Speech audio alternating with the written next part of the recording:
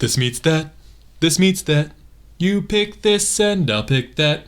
We'll put them together and what do you get? A movie we describe as this meets that. This meets that. Yeah! Hello, and welcome to another episode of This Meets That, a show where Ben and I take two different movies, mash them together, and see what kind of new plot and story we can tell with those two concepts. How you doing, Ben? I'm doing well, Steve. How are you? I'm doing fine. Do you have a movie to mash up with my movie? I sure do. And we don't know what movie we're about to pick. No. Okay, great. That's how it always is, but just for those who might not know, this is totally off the cuff, where we come up with new shit. In our last episode, I did leave in us making decisions to abandon an idea. Okay. It sounded better not to to cut it all and get to where we're going. So, sometimes we may play fast and loose with the rules, but usually we do not know what the other is picking. Mm-hmm. All right. I have a movie. You have a movie? Yep. I hope we haven't used it before. All right. I'll let you know. 1, 2, 3. The Shining. Oh, we went with two Stephen King's? Is Stephen King The Shining? Stephen King's The Shining and Interesting. And Cujo, yeah. Wow. That's funny because I was thinking of The Shining a couple of minutes ago, but I abandoned it. Okay. I mean, is it too I guess that's a fun exercise of just can you take someone who wrote both and make them different enough? Yeah.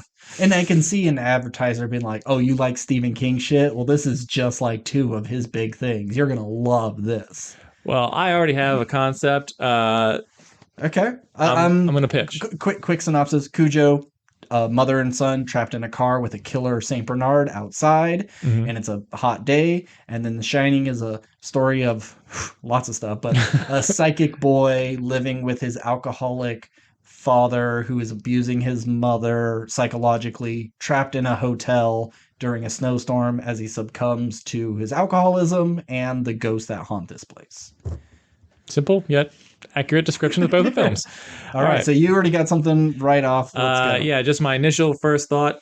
What if you essentially do The Shining, but instead of from the perspective of people, do it from the perspective of dogs? Like, what would a dog's shining be? So I think you would have to do this sort of obviously you have to do, well, maybe you don't have to do it animated, but what if this is kind of almost like a silent film? Like there's human people that he interacts with, of course, but can he understand them? I think he does to some degree, or maybe that's what makes it terrifying, because the dog has never, he knows cues, but he never quite knows what they're saying. He just reads from their face, oh, they're angry, oh, they're scared, oh, they're coming towards me, this is bad for me. What would be the horrors that would a dog see? As the dogs, let's just put it in the hotel for now, because we don't have another location. If this is the dog shining, the dog's walking, there's a ball that he's chasing, the ball goes and he's playing catch with a ghost, or maybe there's a bigger, scarier dog that's kind of chasing him through the hotel, and maybe it's a deranged, zombie dog kind of thing. Maybe his owner's just maybe the dog's name is Johnny, is and he's Jack or whatever it is. Oh, no, I'm saying Johnny because, here, Johnny, come here, boy. That kind of thing. Okay. Yeah. I thought that would be kind of fun. Since it's not The Shining. Yeah, fine. Johnny is kind of a lame name for a dog, but just the concept of just it's the dog doesn't speak, but can we feel connection to this dog? Can this dog be the star of a film, and we feel not only connected to it, but feel for it, and what is this dog going to go through? Are we going to understand its emotions at all times? I think if you do that effectively, that could be a really kind of scary, interesting movie, because it is not dialogue heavy and it is just using creepy imagery, and the dog's really got to sell it. And I think you could manipulate it in a way to where that could be a really cool concept for a film. And I was imagining, when you're saying if the dog understands the people or not, and he only understands cues, he kind of hears not the Charlie Brown wah wah wah wah, but it is just this kind of ape sound to him, until he hears food or walk. He knows those things. So food, and he's and he perks up. And so we have to kind of infer what these humans are going through, and this dog is just completely confused because he's not hearing his normal commands, and he just sees panic in his owners, and so he's panicking as well. If I was gonna flip this a little, I would maybe do it with a cat because of course you would. I know. But have you ever heard of greebles? No. Okay. So greebles are the things cats see when they're looking at something and you're like, there's nothing there. And they freak out and they run really fast, or they're in a corner and they're just meowing at something at the ceiling. And you're just like, Mittens, there's nothing there. It's these invisible things called greebles. Okay. So I think if you do this ghost story through the eyes of a cat, because like dogs are very alert of intruders anyways, and where cats would just like let someone break into your house and kill you. But if you do the ghost side of things and we get to see what a cat sees and these horrifying things that are around us at all times, but the cat just thinks it is normal, but they know something's wrong, you know, they're trying to warn us of this thing, or they're trying to push back this evil entity, and the humans are just okay. So we're gonna play a little. I'm gonna maybe decide to play fast and loose with our picks. Okay. What if we drop the Cujo aspect and then switch to, because if we're leaning into The Shining more than Cujo is just the element of like we're bringing the dog in and maybe the dog is trapped in this, so now the dog is the one trapped versus the humans. Sure. But what if it was just like, okay, if you want cats and I want dogs, because I think dogs are just more expressive and they'd be easier to train. Okay. Yeah, you know when a cat's happy because it's rubbing on you, but you also know that the cat's probably lying to you so it can get food or whatever. Like dogs are, you can tell in a dog's they're easy to work face. with. I'm trying to, yeah. Cats, you have to look at their tail. But what if we do like Homeward Bound meets The Shining? Okay. And it's, you know, we have the dog, I think, would be like the star just because he'd be the easiest to work with. Mm-hmm. But there's another cat there. Maybe the cat is like kind of like his guiding spirit kind of thing. Mm-hmm. And it could be a real cat in the world. It's not like a ghost cat that's leading around, but the cat is like his medium. Like the cat is the one who can like see the ghost first and like don't go that, like they're kind of like codependent on each other to survive. Like the dog is the big one to try and protect the cat from whatever entities or monsters are coming after it, but the dog is also like kind of dumb and like isn't always paying attention or will rush in without thinking, and the cat's I don't know if comedy. No, that's the thing. It's just like I don't know if you can really make the dynamic work. Where like if it's just the dog, I think you could. Well, there's a movie called like Hear No Evil, See No Evil. It's like one guy is blind and one guy is deaf, and they have to like team up to get through this adventure. And I can see that being like the cat can see the ghost, but the dog can smell something that maybe the cat can. I don't know. Like you play on their senses and why they work good together. Yeah. And I think it's like maybe it's not even like it's a case of survival for them. I mean, partially it is. You could have like the Jack Nicholson character like going mad or like being an abusive father or whatever it is. And the dog is like suffering also at the hands of this guy who's beating, but he's always had a connection with the boy, and the boy is somewhere in this hotel and the dog's trying to get him, but there's other malevolent forces keeping the dog from getting into this. Maybe the hotel wants to claim the boy or the father or the whole family or whatever. And it's up to the dog to be the hero and try and save these people. But sometimes the people are the monsters, sometimes the ghosts are the monsters and that kind of thing. And I think you could do some really creepy imagery from the perspective of a dog. And I think that could be a really fun movie. Yeah. It'd just be very hard to do. If there was a cat and dog teaming up, I would maybe not set it in the hotel. I would make it like at a vet's office. That's the scariest place for a pet to be. They're being put in a kennel. What is it called? They're being when you Kratom? Yeah, I guess it's like when you go on vacation and you pay the vet to take care of your animal. I mean, most people call it doggy daycare because it sounds better than just like sticking a dog in a crate for a long time. You know, it's something like that where they're like, oh, I know what happens here. I had a little companion dog back at the house and they took him here and then he never came home. This is the spooky, scary place where animals go to die, and you could see the injured ones and ones hooked up to feeding tubes and stuff like that. So like that's just like a Nazi concentration camp of torture, but for dogs. I could see something like that, and you know, you have the ghost of all the pets that have been put down haunting them. They're thinking they're in trouble. They got to get out. Like I can see that being kind of comedic.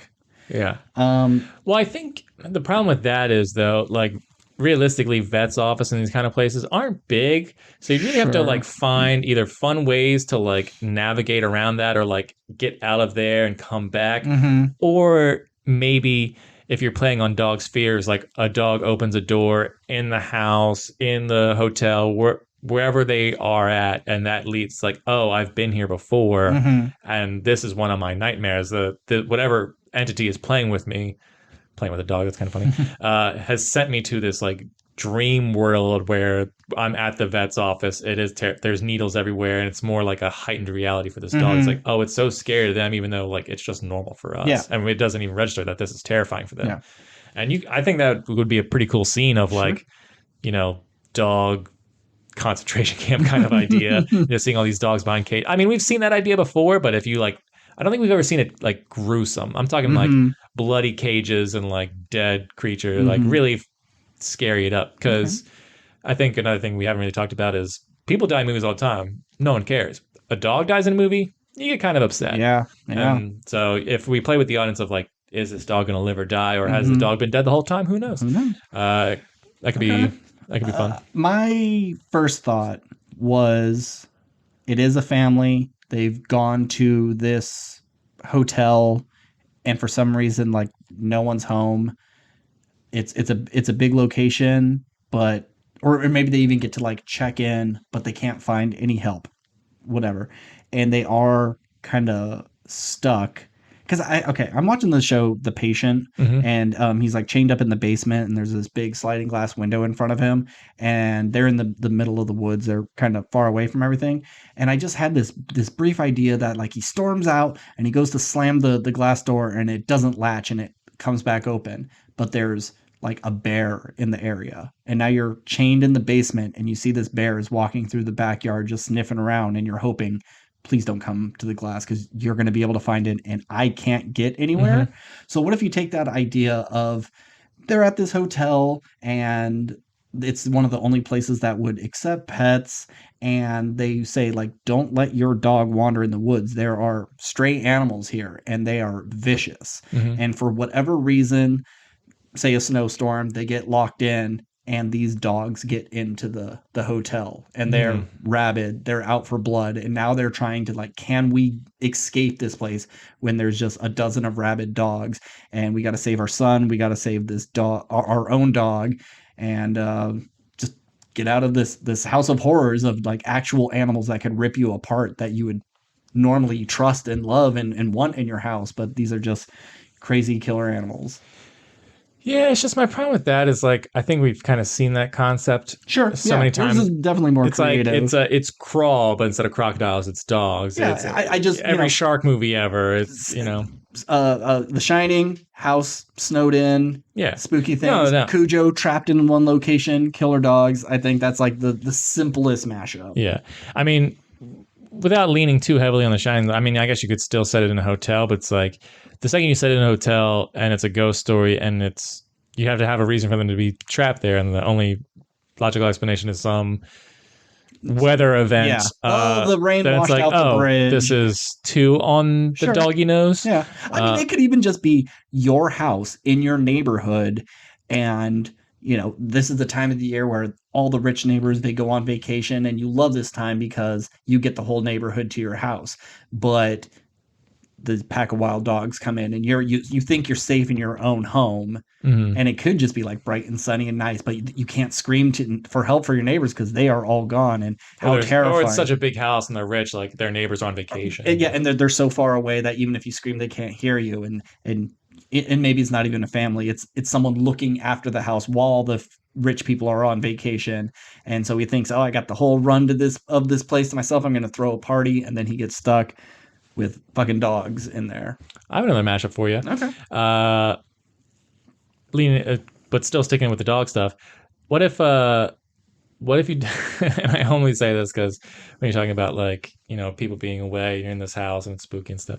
It'd be funny if there was. What if there was like a cult, but for dogs, but dogs instead of, because dog spelled backwards is God. So maybe they thought like, oh well, if dogs are actually not these good boys, they are, the antithesis of God itself. It's there in the name, and they actually like worship dogs, but in like a devil way. Okay. And then just like imagine that scene in Hereditary where the boy is like looking at his like burnt father's corpse, and he like turns his head around, and then like there's that creepy naked man like standing in the doorway in the shadow. But just imagine that, but a guy dressed as a dog, but like creepy dog, you know, like and just like that silhouette, just big floppy ears like hanging in the doorway. Like, ooh, that could be scary. Yeah. So like, what if there was a dog cult? What if we throw that in there? Dog cult. Yeah. But, you know, a malevolent one. Because usually you think a dog cult, they'd be like, oh, well, they just take good boys up to heaven or something. But no, they sacrifice dogs to appease their demon lord. I'm like, and when you said dog cult, I actually thought the dogs were in the cult and they like worship Cerberus or something. Like that's who they look up to. That's pretty funny. That's the king. Well, I mean, I imagine humans worship Cerberus and their dogs are like the gateway to that. So what if they sacrifice like cats? Or birds and rats and rabbits and things like that. Who knows? They're a cult. They can sacrifice whatever they want. Or they don't sacrifice anything. I mean, I guess you know, to gods you sacrifice your own people, humans, and we're supposed to be made in the image of God. So it's not so far out that you would sacrifice a dog to a god. Or I mean, I guess you can, like, if you want their dogs to be rabid, their dogs are trained to kill people. Like, they sacrifice people and the dogs eat the humans. Oh. And that is, like, them, like, oh, we're feeding our lords, our dog gods or whatever. And their happiness feeds the demon lord or whatever. Sure, shit, but eating like human flesh has like really kind of fucked with their biology, and they're getting more and more rabid, and they have a taste for it and all that stuff. Okay, yeah. So okay, so we go in ghost dogs. Let's throw out some titles and see what fits with what. With the dog cult, if it was something like, oh, if we sacrifice enough people, we can get through the like doorway to heaven, and it's called like doggy door or something like that, you know? I do like the idea of instead of a pentagram, they just draw like a doggy door on the floor or something. I could see like the low budget killer dogs invading a home. It'd be like, give a dog a bone. And you know, the picture of a dog with like someone's arm or leg in their mouth. Yeah. This dog's gonna bury a bone 6 feet under. You know, some dumb tagline like that. Dog slay afternoon. Because they're slaying people. Yep. Yeah. You know, if it was the cult sort of thing, like having like rabid fanatic, something about rabid. Yeah. Hell Unleashed. Oh, okay. Yeah. And then, you know, poster, very menacing looking dog. Maybe has some demon horns on him. Maybe it's a little too on the nose. It was just like, you just have like a very, or hellhounds. Yeah. You have that too. So obvious. I like just Unleashed. You know, and that's a Jet Li movie. It is. It's a good Jet Li movie. Where, you know, the dog has its leash in its hand and it's dripping blood. Oh, it got away from its owner or something like that. Yeah, there's some easy marketing here. I mean, Hellhound just seems like the most obvious, because that could be demons, that could be ghosts, it could be any sort of supernatural thing. Yeah, because I'm trying to, like, you know, there's so many haunted house things, and it's like you could do like, you know, doghouse, like you're in the doghouse, like you're in trouble, but it's not a very menacing title. Haunted doghouse sounds stupid, you know. Yeah. So then it's like you think of bark, it's like bark and bite, but you know, that's kind of play. It's like Hellhound. I think Hellhound. Just Hellhounds is. Oof. Unless we think of something better. Okay. And a couple of good ideas in there. Like, there's at least 3 different movies that we came up with that. I think my movie is more interesting, but it'd be a real hard sell. Where I think, you know, if we went away from ghost dog horrors, trying to pitch it to someone like, oh, it's a haunted house, but from the perspective of a dog. They'd be like, no, get out of here. Yeah. Although this could be a movie that I think if we wrote and said, we can do this for like $100,000, we might be able to get it made. For sure. But we'd have to be better filmmakers than we are. Yes. Because we'd have to use some real clever filmmaking techniques and stuff to really make it more than it is. Anyway, but I think your movie would be an easier sell of just like, yeah. What do you want? Killer dogs in a house. Cool. We can do that. That's simple enough. And there's going to be some cool deaths. Yep. Going to be dogs ripping people apart. And all right, cool. Is there anything with like mall? Like what if you're trapped in the mall and there's killer dogs and you just call the movie Mauled, but with a U? Because like it's in a mall, they're being mauled by dogs. It's a double yeah. And then it's like Dawn of the Dead meets Cujo. Yeah. We're playing fast. We're picking whatever movie we want to fit, whatever story we're trying to tell. So I guess you could not zombie dogs, but just fighting.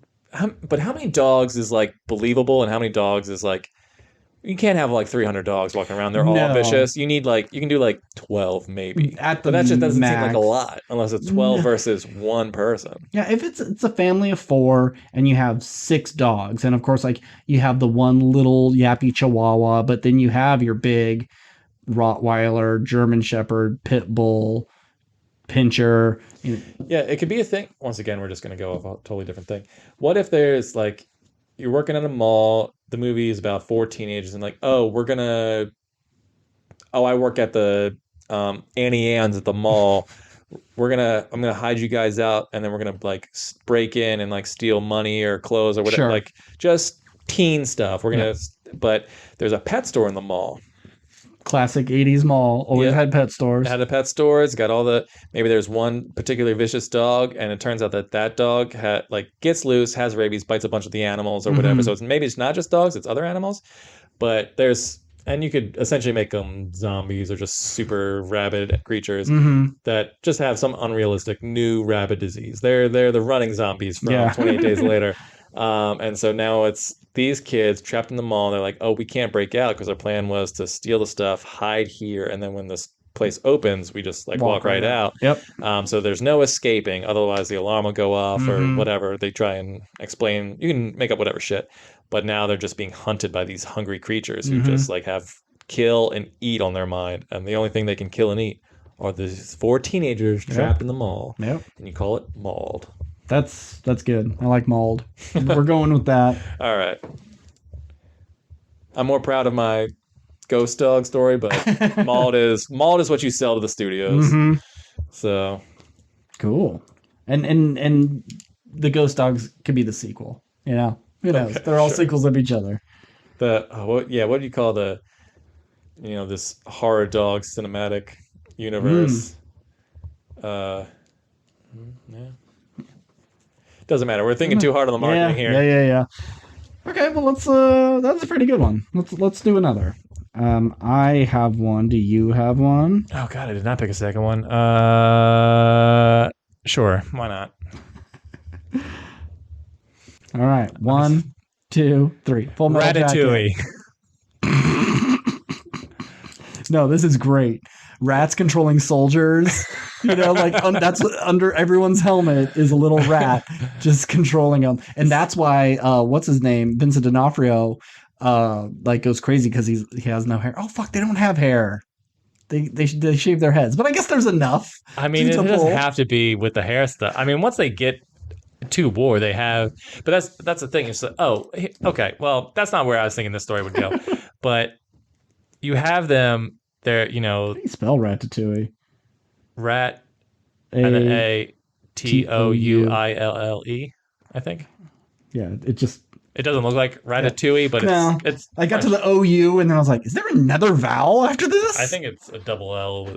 Yeah, OUI. How many? I guess anything like vicious has OUI or UOI. Whatever. But anyway, so you have them go through basic training, and maybe they have the Vincent D'Onofrio character blows brains out and all that stuff, and they go to war, and they're like, they're going mad kind of stuff. Like they're killing people, their friends are getting shot, and they're in these holes that they're digging, and they're in gunfire and all that stuff, and they're just constantly surrounded by rats are crawling all over them, and they're biting them while they're asleep, and maybe they get so hungry they're eating rats or whatever. But then they can't deal with it. They can't function. And then there's this one rat who crawls in and gets into Joker's hair and starts pulling. It's like, and then he's like becomes a super good super soldier. He's like, man, Joker's so good at killing people. It's like how he's like the worst guy in the squad. And then it just turns out that this rat is just like really into war. He's learned warfare from all the best. See, no, but that's not where I was thinking the story. That's not where I would take the story. Yeah, because I think we can't do a rat is controlling you by pulling on your hair underneath your hat. Yeah, that is stupid. just Ratatouille. It has the market on that. So what else is there in Ratatouille? There's like a rat that doesn't want to be a rat that sees the finer things. I have two pitches. Okay, but go. Okay, so both clearly animated. Oh, okay. Well, no. Okay. Cancel that. Okay, so the main thing so we'll do one live action, one animated. The live action one is a American soldier goes to Vietnam, goes into battle. There's a gunfight. He gets knocked out, and maybe a grenade goes off. He goes unconscious. The battle's over. His squad's gone. Maybe they're all murdered. Never quite said. Probably just the battle's over, and they thought he died, and so they couldn't find him because he got blew back into a bush or something, and yada yada yada. He's taken to a nearby, someone like a little boy or some woman finds him, takes him to a nearby village, and kind of like they like don't have a lot of food or whatever, but he sees how they cook, what little they have, and they, make it for him because they're not like a violent group. They're just like, they were a nearby village who were caught in the middle of these fights.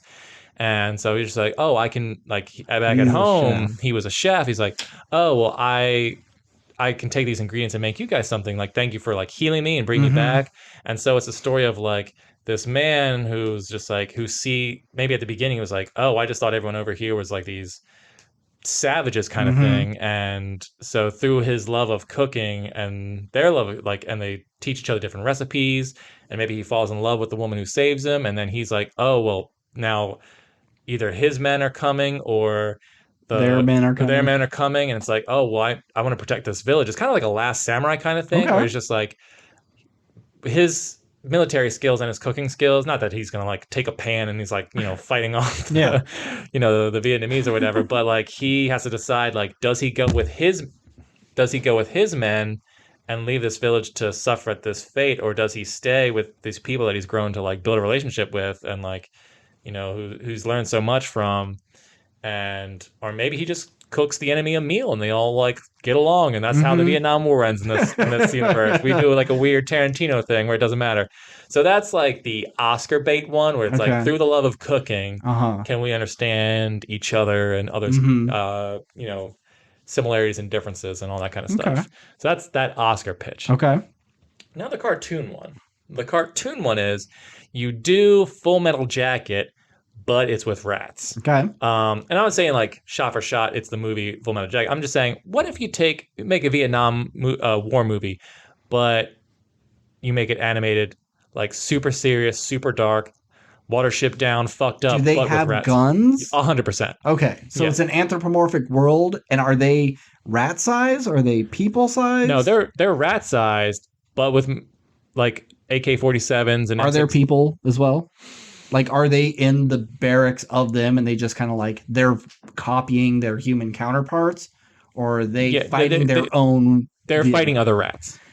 And is it during our Vietnam? Or is it just happen to be a war that's taking place between two rat, colonies? I think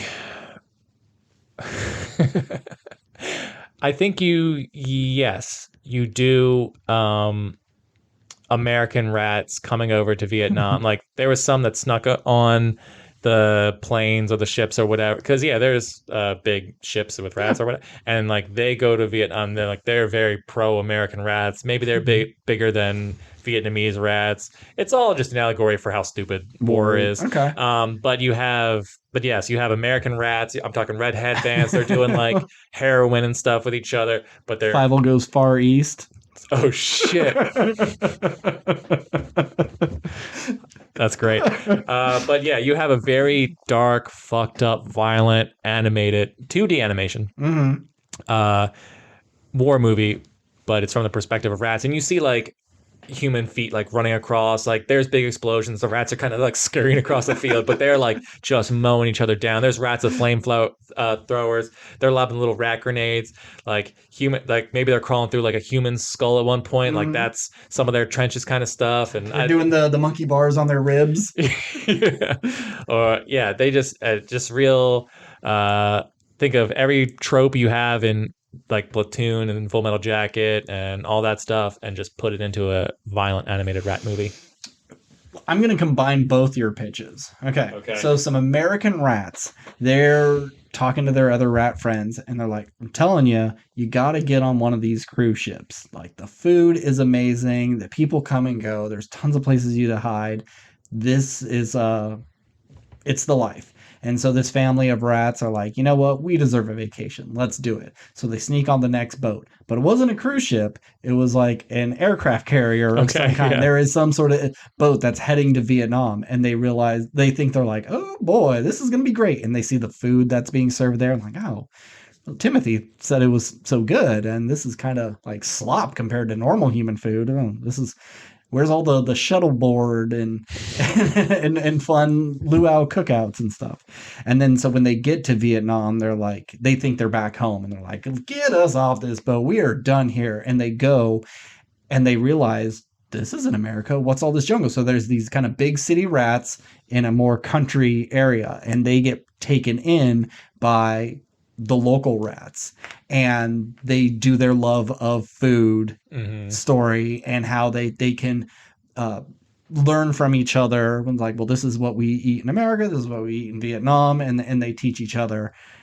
And then a flamethrower comes through and kills them all. You know, that, like, I can see something like that being animated. Not that they actually have the ability to machine press metal parts to make little guns for themselves. Like, I don't see how rats can do something like that. If it was like Gremlins, where they're making crossbows out of paper clips and rubber bands, I can see a rat making a weapon. But little machine guns, little flamethrowers. No, I mean, obviously it'd be ridiculous, but it'd be the same concept as like The Great Mouse Detective. It's like they're wearing clothes and they have little monocles. Or not monocles. What is it? It's a monocle. The single eye. Well, yeah, but I'm talking about like the magnifying glass. Like okay, they have. That's true. Modern day, it's like that's the concept. Is of course it's absurd that rats are doing war in general. Okay, but it's a fun, ridiculous concept. We're showing the horrors of war, but it's more digestible because it's animated and you know, kind of a fun idea. All right. Well, I got a different pitch. Okay. All right. Mine's also kind of darker. So you need to have rats for sure, which you do. You need to have cooking, which you do have in one of them. I'm thinking, what if this is like a POW who is being fed rats? You know, that they only have so much food to go around. They know they have to feed him. So either they're cooking for him or they're not feeding him at all. And there's just so many that like they're dumping rats in like, ha ha ha, this is our torture method, but he's having none of it. And he's killing the rats and he's eating them. But rats are not good for you. They're filled with diseases. So just like Remy was controlling the human, he's getting these parasites from the rat, and it is almost giving him like rabies or something. And so now these rat-like tendencies could happen, and he's like gnawing through his rope that has him tied up and sneaking into areas, and he's actually like biting out their throats, and he's just becoming overcome under the control of this weird rat disease. And he becomes like a legend in the jungle. He runs off into the jungle and becomes like a chupacabra or something, because he's just like so far gone. He's gone completely mad, and he's just like the mad rat man of Vietnam. Like, I know it's just a dish, but I just can see like the Vietnamese subtitles of just like, there's a horrible monster, and it's just like, what is it? Ratatouille. Like that's a scary, because like ratatouille can be both like, oh, that sounds tasty, or like, oh, ratatouille. Yeah. That's scary. But that's ridiculous. But, I don't like it. I'm sorry. Yeah, rat machine guns makes a lot more sense. So. Yeah, it does. All right. So, do we have any titles for these? Because for mine, I was just thinking like POW, it would just be RAT, and you just have to figure out what that rat afflicted or rodent afflicted terrorism. I don't know. Yeah. So for my Oscar Beatty cooking across borders.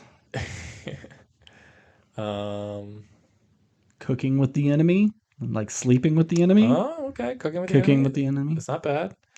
I can see that having some like artsy title of just like a knife not made for, or a knife made for cooking, not, but it's like Vietnam nom nom.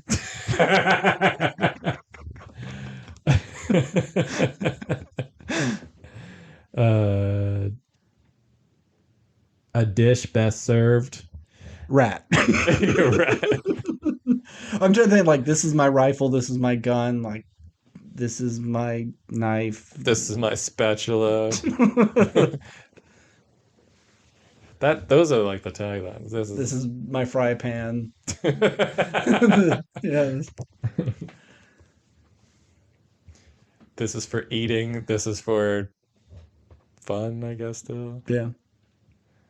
Or this is for eating. This is for flan. Oh god. Anyway, all right. Well, that one's boring. So a fun title for my animated rat war movie would be like Rat A Tat Tat Tat. Oh, Rat A Tat Tat. You got it, Steve. The sound of the gun, baby. Ooh, ooh, got it. Oh, and I can see the poster, and it's got like the rat on the front, and it's got the machine gun, and the title is like shooting out of the barrel. Fuck. Yeah. Rat A Tat Tat. And the rat's got the red bandana on, and he's like kind of buff, and it's whatever that heavy machine gun is that like Rambo uses. It's basically ripping off that. Yeah. Or I mean, I guess it could just be an M16. Ratbo.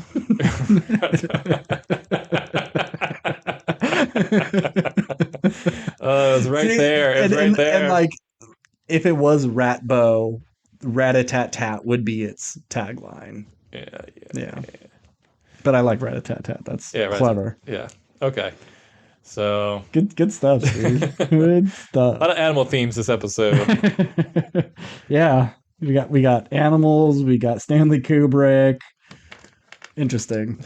We got eating so hellhounds and rat-a-tat-tat. That's or mauled. Oh, mauled. Yeah. Mauled and rat-a-tat-tat. So since we don't really do director versus director all that much more, we got to do a third one. We're only at 40 minutes, and there's lots of gaps in here. So can you think of a third one?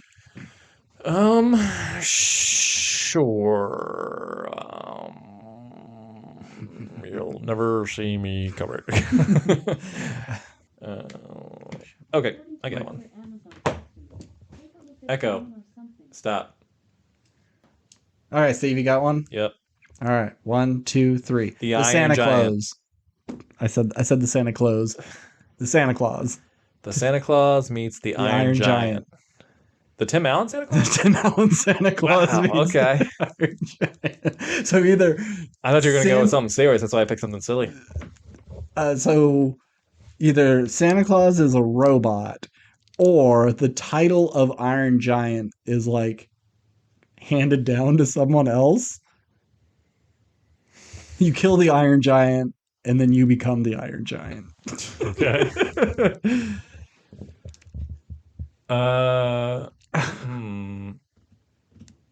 So once again, Iron Giant is kind of like an allegory for like war, missile crisis, and that kind of stuff, nuclear weapons. The Santa Claus is a story of a man who doesn't make time for his son. I was going to say getting the most full-time job possible. The Santa Claus and Friday the 13th, like you kill Jason and then you have to become Jason. That's a fun concept of like, you try and stop a serial killer, but once you kill him, you absorb his powers and then you become the serial killer, so there really is no stopping him. That could be a fun idea. But that's not what we picked. No. All right, so... It's the Santa Claus. Because the Iron Giant was designed for, like, destruction. but got hit on the head and lost its memory. But it's an alien thing. Yeah. Yeah. Because it is a living creature? No, it was a war machine. It was built for war, just on an alien planet. We just don't see the aliens. Got it. Okay. All right. Well, what if... Oh, here we go. Okay. I got it. Santa Claus. Been Santa Claus for centuries or whatever. Comes to Earth to... Santa Claus is an alien. Okay. We find out Santa Claus is an alien. He came to Earth to conquer it. But his ship, his sleigh, crashed on Earth, the North Pole. On the North Pole many ages ago, found by reindeer or whatever.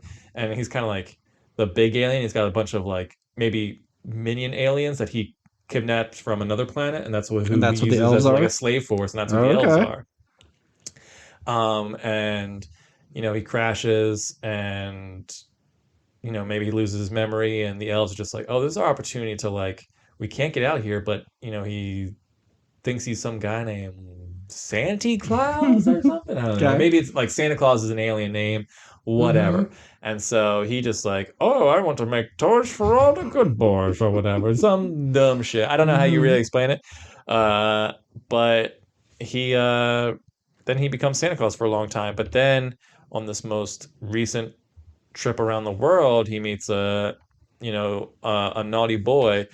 Or like maybe there's a naughty boy and a good kid. I don't know why they have to be boys.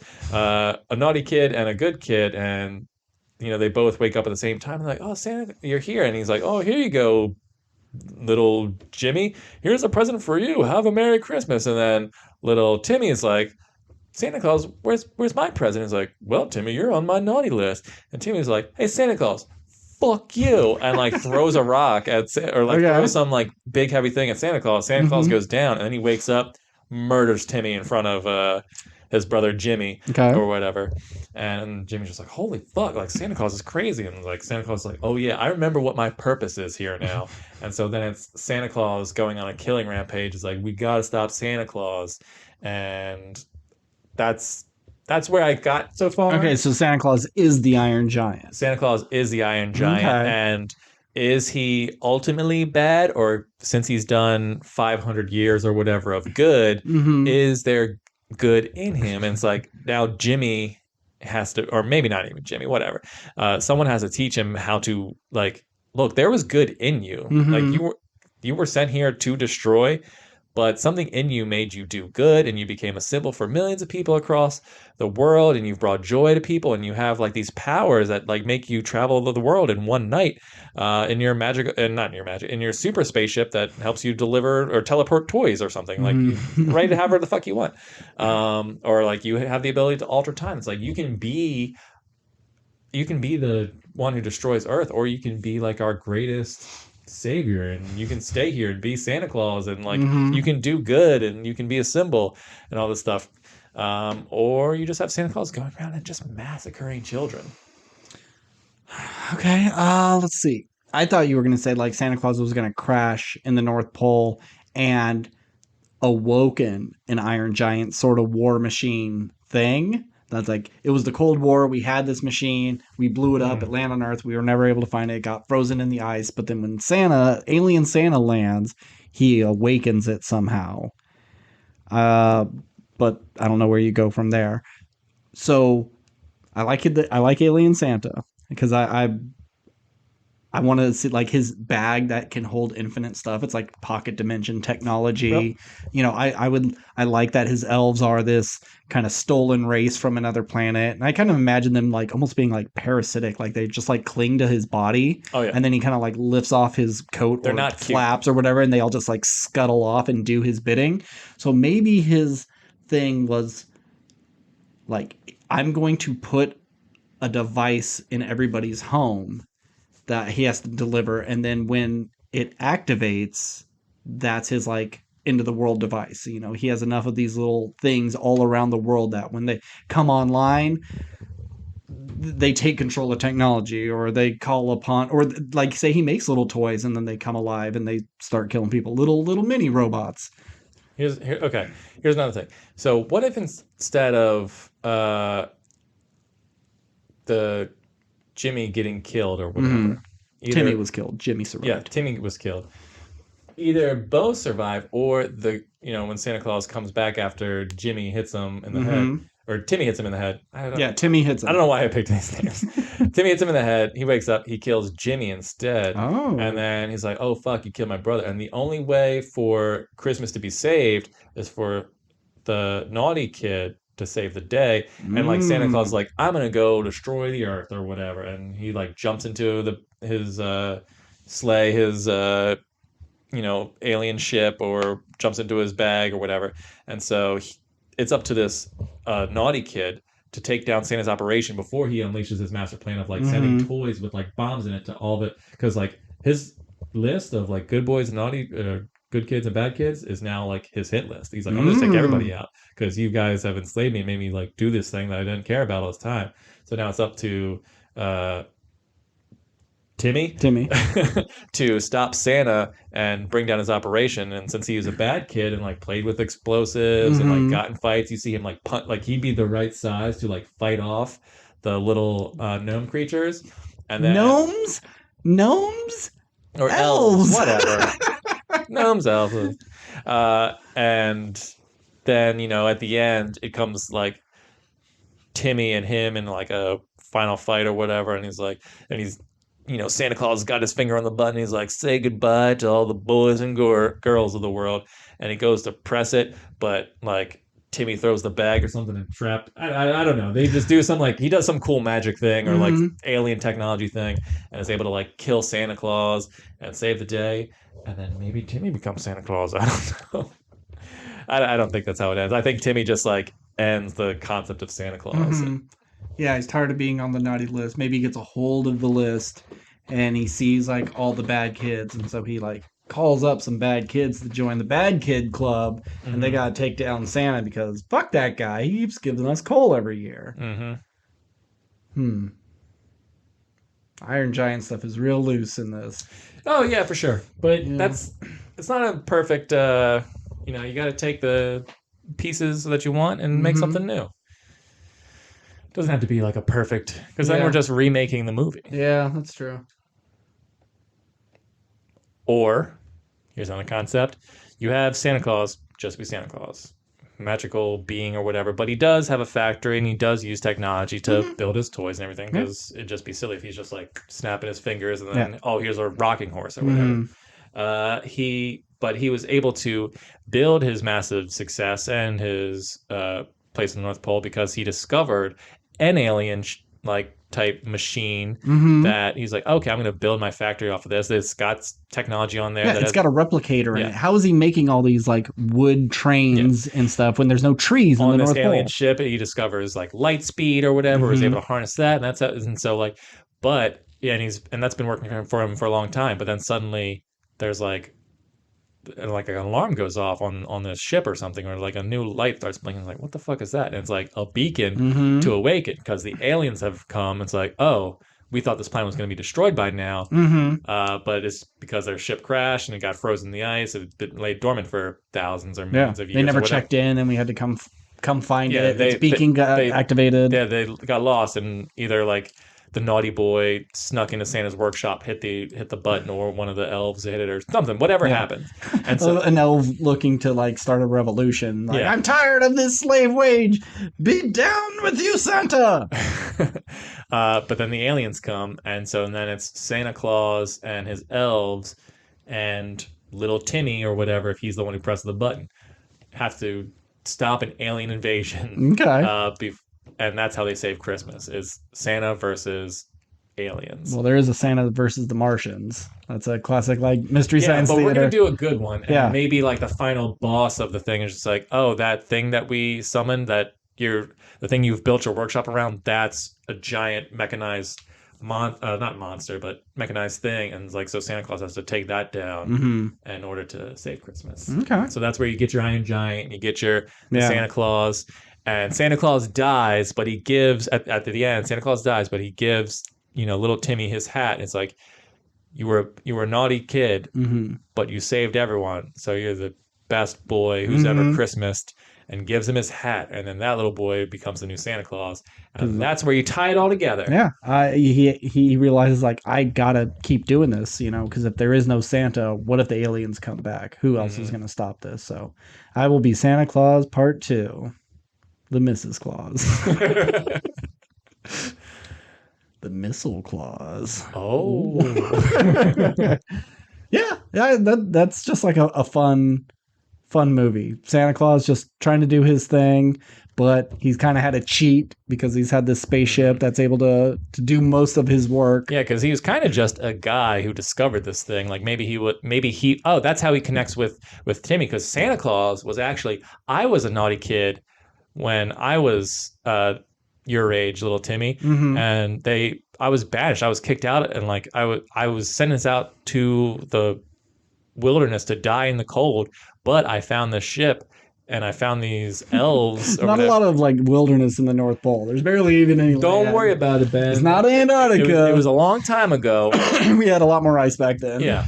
It was the Ice Age, and he just got in like whatever. He was like Nanook. He was just the alien technology man. made him smart, and he was able to. He's like Vandal Savage or something. He was just a caveman. This ship crashed. He went in it, and it gave him everlasting life. He ate the food, and so then like he didn't know anything else besides what was on that ship. So and he wasn't Santa Claus the entire time. Like he did his thing, and like he just watched and Santa Claus was just something he fell into or something like that.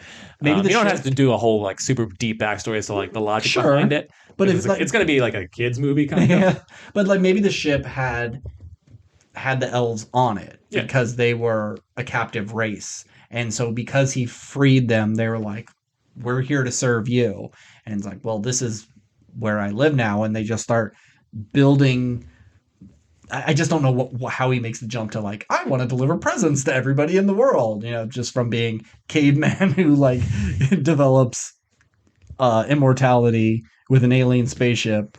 Well, and maybe it's one of those things where he's just like, he was alone for so long, and then he's like, I want to give back. And then sort of just this myth kind of came around him. And so like by giving, he learned, oh, like there's more important, to escape his naughty ways.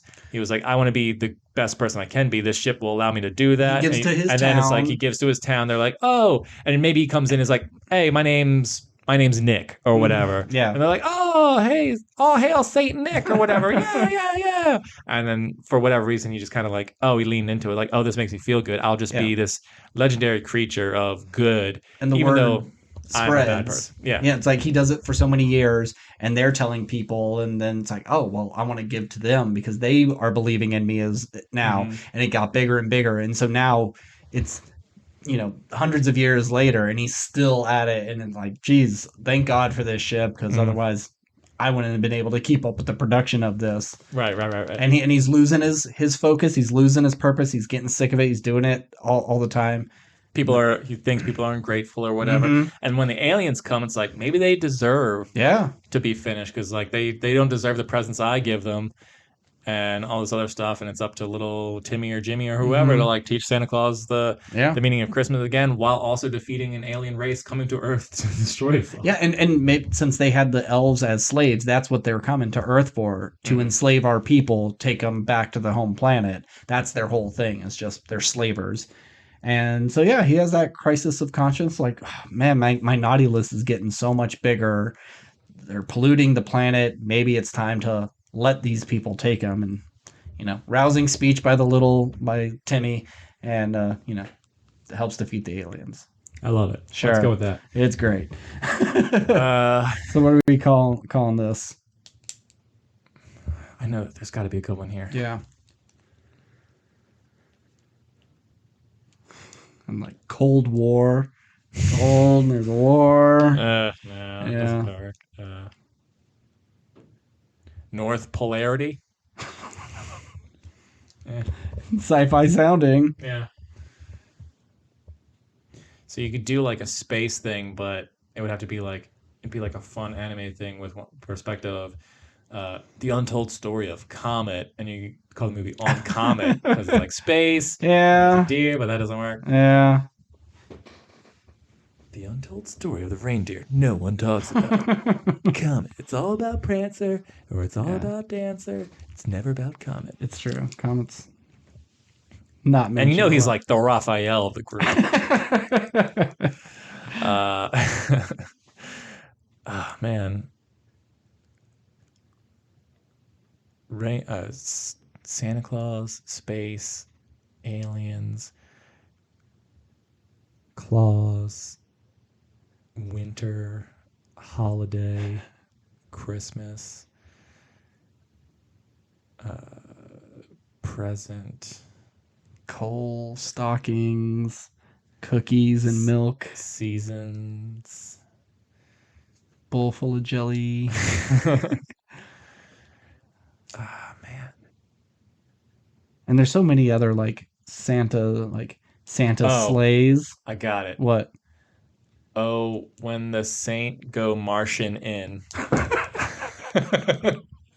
Is that song a Christmas song? It doesn't matter. It's got both. It's got saint in it. Oh, when the saint go Martian in.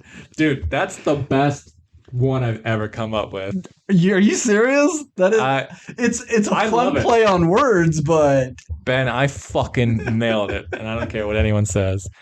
Is it Christmas themed? But I'm sorry, you were gonna say something. Did I just flabbergast you with what a slam dunk that fucking title was? Like there's a Goldberg Santa movie called Santa Slays, Slays, and it's like Killer Santa. Great title. Love that. Coal night? Like cold, but it's cold because no, bad.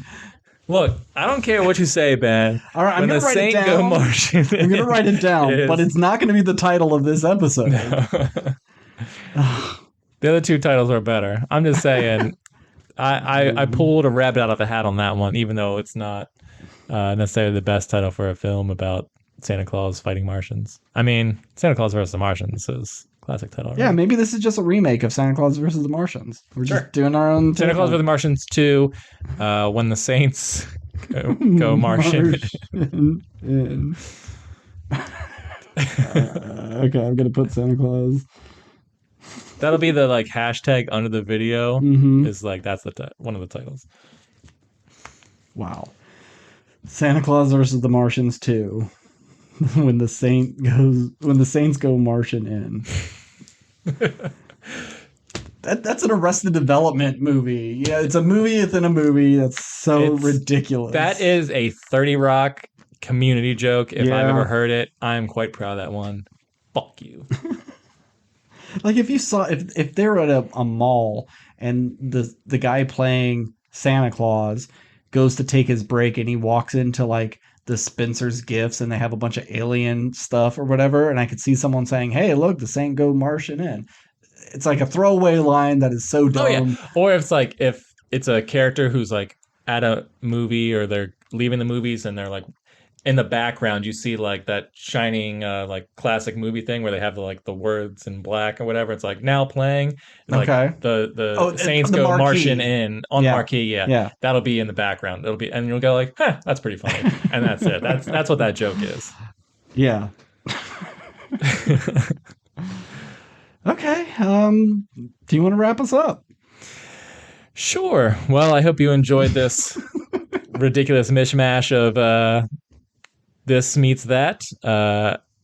If you want to get in contact with us, we are at WRPL Podcast at gmail.com or on Twitter at WRPL Podcast or on Instagram and TikTok at WRPL Podcast. Yep. All the WRPL podcasts. As always, I'm Steve. And I'm Ben. And this is How We Talk.